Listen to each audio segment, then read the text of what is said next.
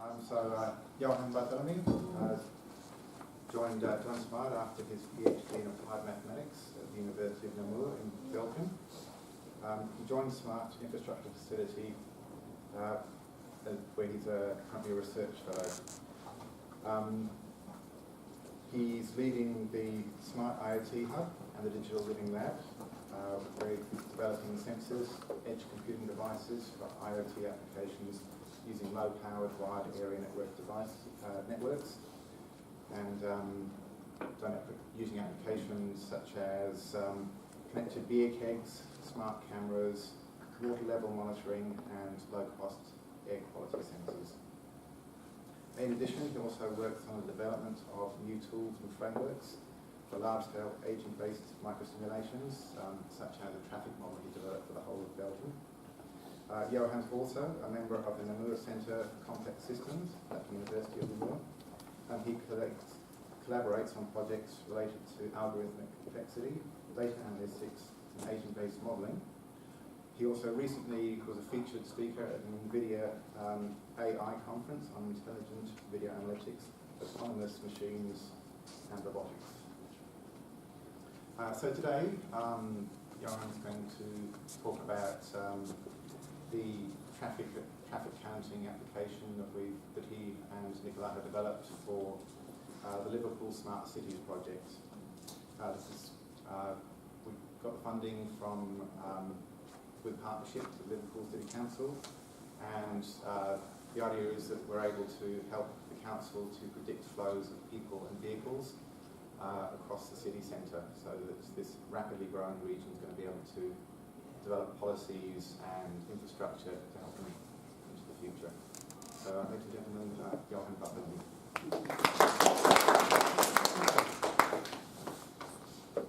Thanks for the kind introduction. So, before we start, I would like to apologize for my thick French accent. If you don't understand me, just ask me to repeat. It will be the same thing, with the same accent anyway. So. And I'm not French, by the way, I'm Belgian, which is worse. It means I'm grumpy. Having said that, at Smart and at the Digital Living Lab, our goal is to actually give the right data and the right tools to the people in the community so they can solve their own problems, they can shape the world. The good thing for us is that the city of Liverpool has many problems. It's good for us, not for them. One of the problems is that the CBD is growing very fast at the moment. Why? Because there is a new campus of the UW being developed over there, and there is also a new airport being, well, hopefully soon, built. So it means that over the next few years there will be thousands of new people coming to the CBD. And the city council and the community wants to know what does it mean for them. Okay? So they want to know what are the current problems and what are the future problems they are going to face if we don't do anything. To answer those questions, they submitted a successful application to the Smart Cities and Suburb program, and it was all about using IoT to get the data and to solve the problems. The thing is, we need to know what are the problems, right? And the best thing to do is to ask the people. So at the beginning of the project, we run a couple of workshops using serious games. So we get people from different backgrounds sitting together. They had to discuss, and that helped us to pinpoint the problem they are facing daily. So at the end of this process, we could highlight a few questions, like for the pedestrian, we would like to know where they are going, what are the most popular routes, where are the bottlenecks, what is the impact of a big event on the city? Like if there's a major concert, what does it mean in terms of people coming in and out of the city? For the cyclists, we also want to know which route they are taking, because if we know where they go, it means we know where to put the money to improve infrastructure and to encourage the people to use a bicycle instead of the car. Nonetheless, Australia is a country where we love the cars, so we also have some questions related to the live traffic. So we want to be able to map the traffic in real time, so the people that need to go through the CBD can pick the best route. So to do that, we are going to use some remote sensing. Okay? And we've got a finite amount of money to build the network of sensors. So at the end of the day, we can build up to 20 sensors for monitoring the traffic flows. Okay? Where do we want to put them? Well, once again, we ask the people what are the most important places you think we should monitor. So we can put those locations on a map. That's the red dot there, which actually corresponds to places where there is already CCTV cameras. So it means we could get some video feeds from those locations and see what's happening there. We got also some points in blue where we want to know what's happening there because those are major entry and exit points to the CBD. So if you got cars coming there, and there, then it's very likely they will reach the CBD like 5 or 10 minutes later. So we really need to know what's happening there. The thing is there is no cameras, so we need to deploy our own sensors over there.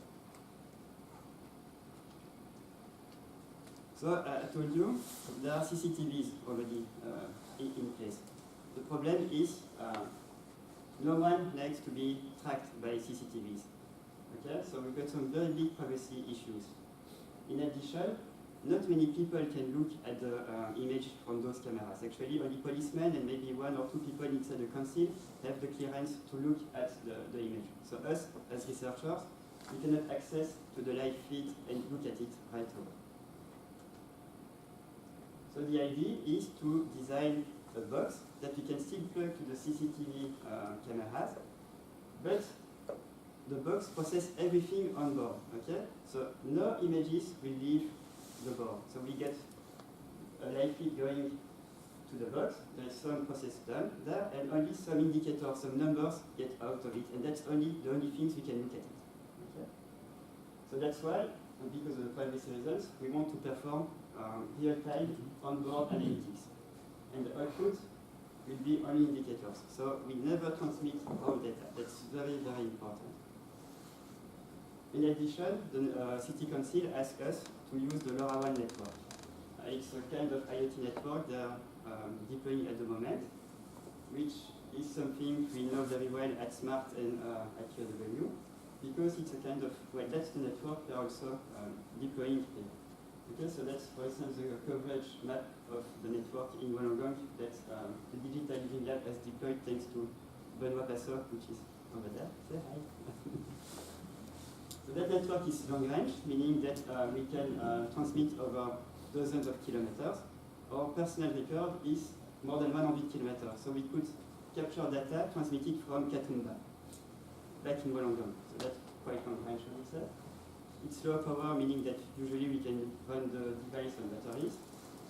And it's very low bandwidth, so we can transmit only 200 bytes per message. That's like transmitting one text message. Okay? So we cannot transmit a lot of data. So we cannot transmit video or sound there, which is very good for the privacy issues. It means we need to find a way to transmit data or indicators before transmitting any images. The nice features about this network is it's open source, so the technology is open. You can just look into the code and modify it, contribute to it if you want. And it's also free to use by the community. So you can come in Wollongong, deploy your sensors, and use the network for free. And it will be the same in Liverpool. So we have the requirements. We know which network we want to use. The next thing is to build some prototypes, okay?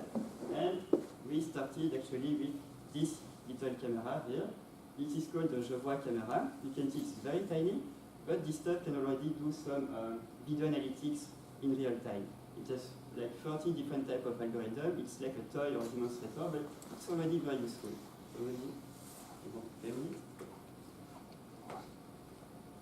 I need it back at the end. It's very cheap, like it's only $50, and you can discover a lot of stuff. It's very good for the students and to learn the algorithm, but the performance is so-so, okay? So the next things, because we are geeks, we had to play with Raspberry Pis, so this little box there. So we implemented the algorithm that we want to use in that box. It was nice and fun. The thing is, the performance were terrible again. So we want to do real-time processing. The thing there was able to perform the analysis of one frame in 5 minutes. That's far from real-time. There you go. So the next step was to look at what's available on the market, and we want to we wanted to use the Rolls-Royce, okay, the best per device available. So we ended up picking NVIDIA Jetson, which is this device here, which is awesome. It has 8 cores, 8 gigs of memory, it has GPU computing, it has everything you want. It's more powerful than your laptop. So we could set up the algorithm there, of course, and now we can run our algorithm in real time. So remember I told you that one was $50. This one is more than like $1,000, so don't lose it. We have our GPU and CPU, so we designed the first prototype, and we put that into a nice little box there. Well, we think it's nice because we designed it. You might think it's ugly. We understand that. Don't worry. So that was the first prototype. Now we've got a second version that we're going to deploy actually tomorrow or next week in Liverpool. And we've got a nice, beautiful aluminium black box. Okay? So in that box, you've got the NVIDIA Jetson that performs the analytics. We are also using a small board called the LowPi 4 that will transmit the data using the Pings network. And we can connect the camera to that board. We can plug in a USB webcam, or we can plug into the existing CCTV network. Okay? So we are quite proud of this little box there. Unfortunately, that's what it looks like at the moment. So we're still finding some bugs, so we need to rip it apart, do some tweaks, but it's getting there. So we are going to ask the help of the ethical workshop again. Thanks. Anyway, so we've got the sensors. So that's the flowchart of the process. The first thing is to get some images. So we are using the USB webcam or the CCTV network. Then we perform some detection. That's where we are using some deep neural network. That's why we got artificial intelligence. Once we got the detection, we perform the tracking. So detection means in each frame of the feed, we can detect objects. The tracking will allow us to make links between the frames. So we know that the object detected in one frame is the same in the next frame. Once we've got that, we can transmit the data. And we are using the LoRaWAN and the 1M2M technology that Nicolas is going to present very soon. And after that, we can push the data to our dashboard and our database. Okay? So those 3 steps run on the Jetson, the edge computing device, and the data transmission runs on the LoRaWAN. Okay. So that's the detection, the detector we've been using. That's called YOLO. Okay? Not for you only live once, but for you only loop once. We did, well, that neural network has some nice properties. First of all, it's a fully convolutional neural network, which means we don't have any pooling. We don't aggregate much data. We don't lose a lot of information. We've got more than 100 hidden layers, which are able to do the detection at 3 different scales. Okay? That's very, very important, because when people move away from a camera, the size shrinks, right? So we need to be able to perform detection on large, medium, and small objects. We've tweaked the neural network to do the detection of only 3 classes.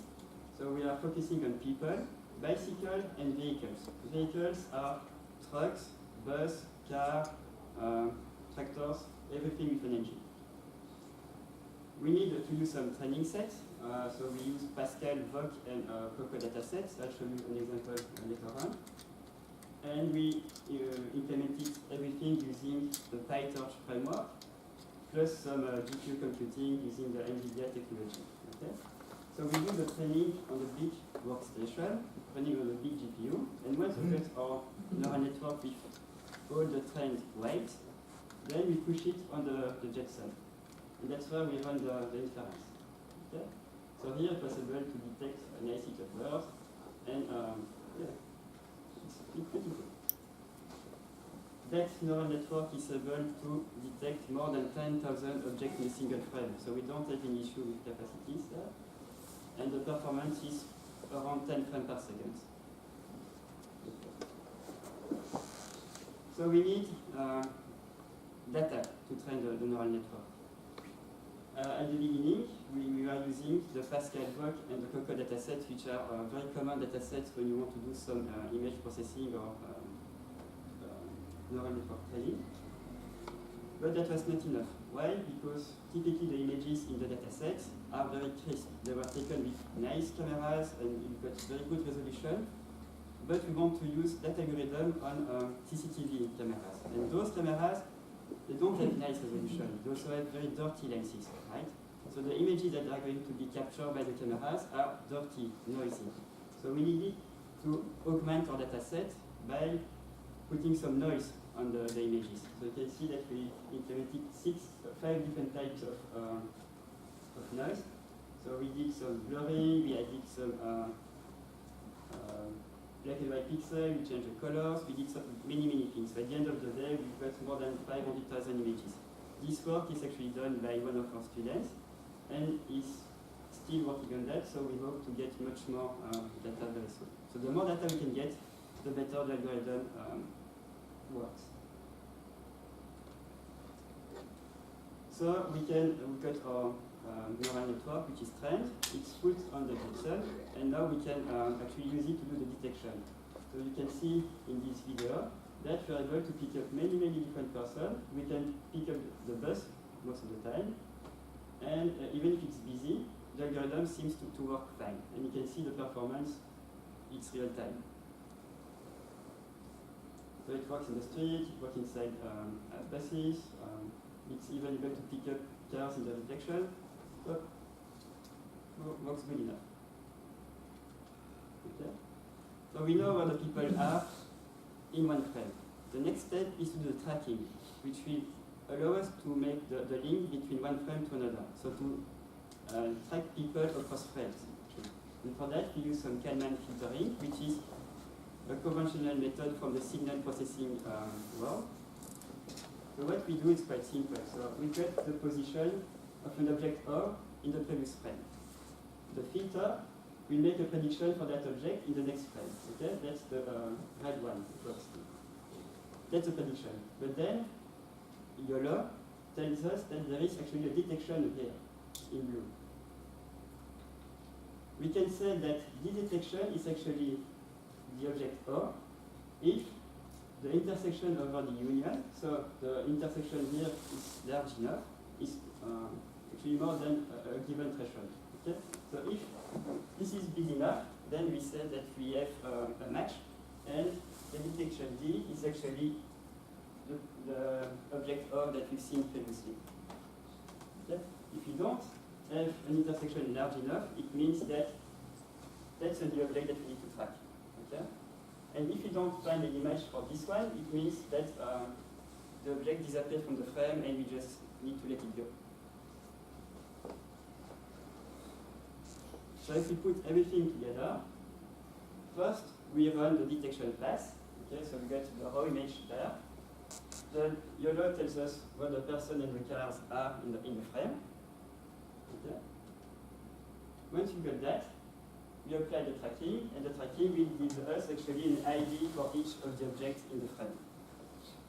Okay, so it's very simple. We've got the detection pass followed by the tracking pass. Now that we know the IDs of the objects, we can actually keep records of the trajectories. Okay? And that's the kind of output we finally transmit. So that's the final output of the algorithm, and you can see it's just numbers, right? Just indicators. There is no image that we transmit, so we don't have an issue with the privacy. The data is pushed to the Things network, and then finally to our 1M2M instance that Nicolas is going to give you more detail right now. Hi everyone, I'm Nicolas. As you can hear, I'm also French, but I won't say anything more because Johan is still angry about me about the World Cup. So let's keep going on that. So basically, the City Council of Liverpool not only want to work with us, but they also want to be a real smart city. And here with this project, we are only talking about 50 sensors, but they want to extend it to 100 sensors, 1,000 sensors. So they need an architecture to collect the data, to store the data, and to allow any citizens to get those data, build application onto it, They also want to make some analytics for them. So they wanted something that they can easily extend it to new kind of networks, new kinds of sensors. That's why we have chosen to work with the 1M2M standard and to design something that we call the Liverpool IoT Core, which is a software stack of different kind of application, allowing to collect, store, and have access to all the data. Why working with the 1M2M standard? In the field of Internet of Things, there are a lot of standards. This one especially because it has a strong support from a lot of private companies and a lot of academies. It is open source, which means everybody can have a look at what is inside and extend it. It follows a RESTful approach with Allo to get the data, pass the data, and subscribe to it. And also ensure the control of who is accessing to your data, because you can decide of some access control policies, allowing some people to have access to all the data or only a sub-batch of data. One also specificity of 1M2M implementation, which is supported by the Eclipse Foundation, is that you can also have some kind of decentralized architecture in which you can have multiple sensors talking the one with each other, and this communication is completely handled by the protocol itself, so you have no sign more to code. And the protocol supports already different kinds of technology, such as LoRa, ZigBee, Sigfox, and so on, so most of the major technologies. So here, what the infrastructures look like. At the middle of it, we've got an infrastructure node, which is a 1M2M instance, which allows to collect the data either from the Things network or from your sensor. And with this instance, you can either collect your data, post some new data, and even have some kind of subscription, which means that each time you got a new data, the data is already automatically pushed back to wherever you need, which we are using this mechanism to inject all the data into a database. Told you that with 1M2M, we can either store all the information on the server itself, so that's what we've done with this application, or we can also make a connection with some remote sensors. I'm going to explain it a little bit more. One example of how we've been using it is for getting the data from the Things network. So we've designed a little 1M2M instance, which look like this, which automatically collect all the data on the Things network, store them following these architectures, and once the data is stored here, it is accessible from anyone which has the access to it. So here what it looks like. If I manage to work. You've got a little platform here which tell you here is an application and here are your data, and you can in one click get your last data, which is here an air quality sensor, and you get your payload here.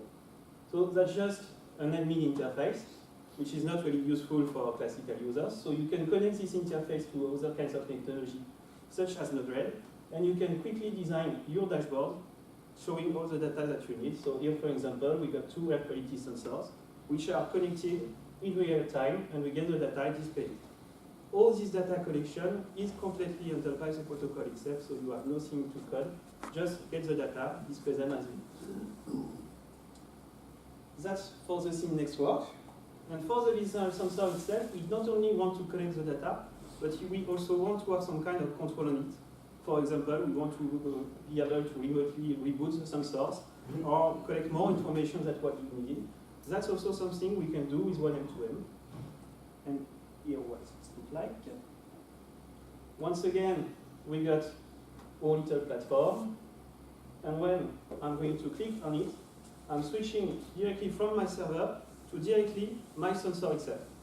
And this thing is completely managed by the protocol itself. So here, all the data that I'm looking at are stored on the sensors, not on the server, and I can have a look at it.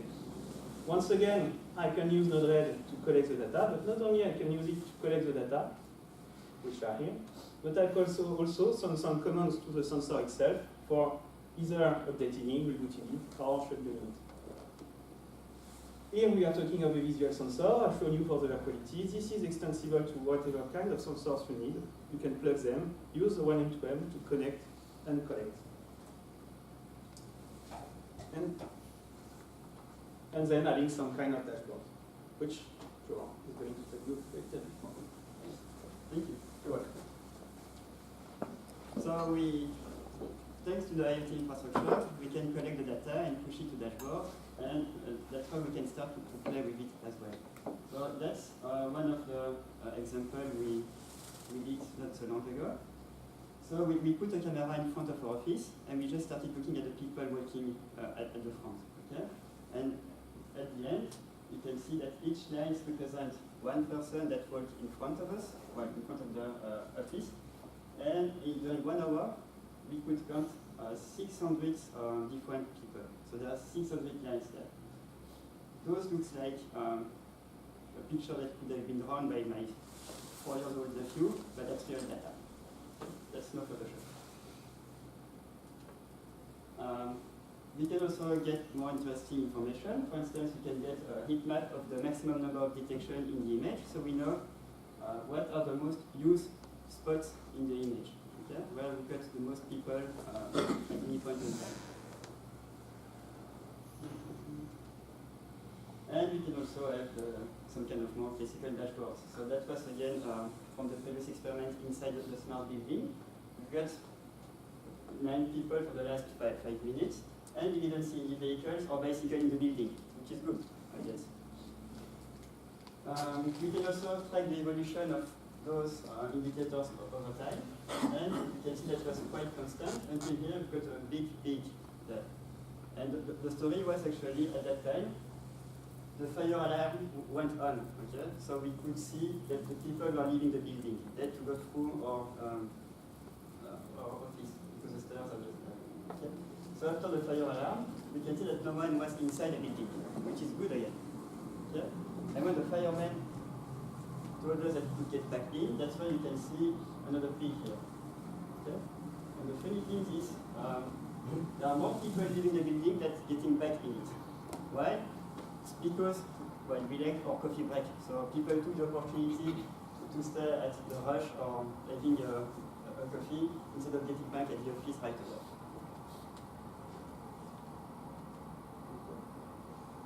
So we know that we can collect data from one sensor, and we know we can extract a lot of information from it. The next step will be to deploy 20 of those sensors inside the network. Okay? And once we get the data at all those spots, the idea is then to link the data so that we could infer, for instance, the traffic flow in the network. That can be any kind of traffic flows. It's not only cars, but it will be pedestrian and bicycle.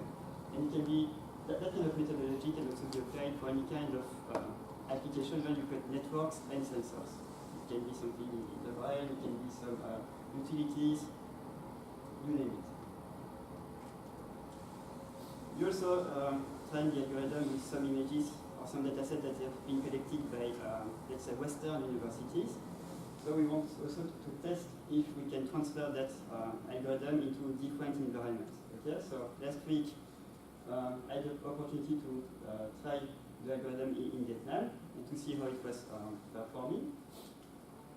The traffic over there is very different from what we are experiencing in Wollongong and Sydney, but it still worked quite okay, even that I didn't do any specific training. The only thing is the bus are trucks and trucks are bus. I made a mistake for myself. But we were able to pick up the bicycle and the motorbike. So the algorithm seems robust enough. So, in conclusion, well, so far we built a visual sensor which is able to perform the detection and tracking in real time. That's an edge computing device, meaning that the processing is done on the device and only the result is transmitted on the network.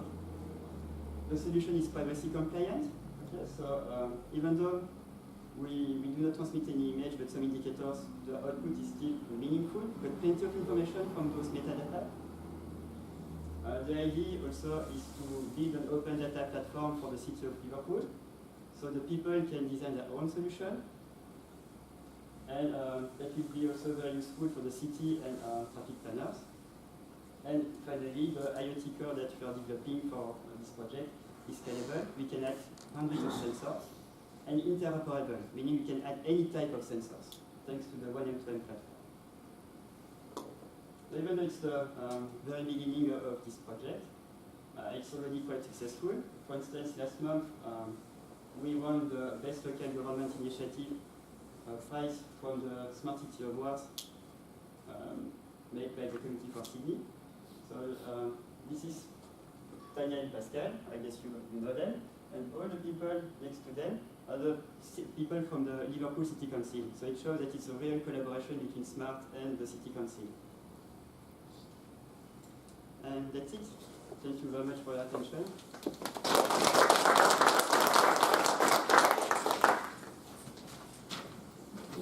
you, Johan. Got time for some questions? Hi, I'm a traffic engineer, been running traffic counts and OD surveys for the last 20 years. One of the things that we really rely on when we're working with the survey suppliers is being able to check, verify the video footage ourselves, especially for OD surveys and turn movement counts. Can this be bolted onto the existing technology that the counting companies use, so that it's more automated for them? Yeah, you're right. Thanks to the platform we are using, we could make that happen. Tell me if I make a... Yeah, the idea is not to replace what is already existing, but just to add new information. So it's a complementation of what's already existing. Most of what's done at the moment is manual, so it's exported to India and then checked in another part of Asia. So the more automated it is, the faster turnaround we can get information and provide advice back to. We are actually doing some work for Liverpool City Council on another project at the moment, and not in the CBD, but it's very much makes life easier. And another big application I can think of is railway stations, because they have a very dynamic pedestrian flow, and being able to track individual movements through them is very important. And that's some kind of application we're going to look into. Well, not for railway station, but monitoring the flow of people inside the art gallery, for instance.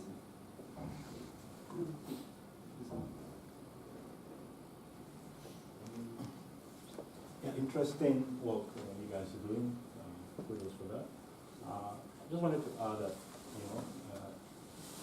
it would be interesting to build maybe an application on top of this that would sort of help businesses in terms of where to locate shops, and because knowing how people use the space and what time, what's the volume of traffic at those times will help people in decisions on where to, keep shops and locate the shops and things like that. So I was thinking that's something that. Yeah, that's a good point, and that's actually why we want to have the data published in an open data platform, so people can just get the data and design their own application to solve their own problem. So yeah. So we've been sort of besieged by people wanting to camp. There are businesses and councils wanting to camp people. It seems it's a very popular application. It's too popular. Any other questions? Okay, well, thank you. I feel from thanking Johan again.